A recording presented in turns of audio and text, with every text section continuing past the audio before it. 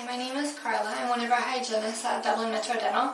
I'm here to talk to you today about Oraqix. Oraqix is an alternative to the local anesthetics that we normally do, our injections. This is a topical anesthetic, and this one is a really good alternative because it's not an injection, so it's really good for patients that have the needle phobias. This one's really fast acting since it is applied directly onto the gums. It starts to numb in about 30 seconds. Once you apply it, it has this very small skinny applicator. This one's not a needle, but it's really small just to fit right into the teeth.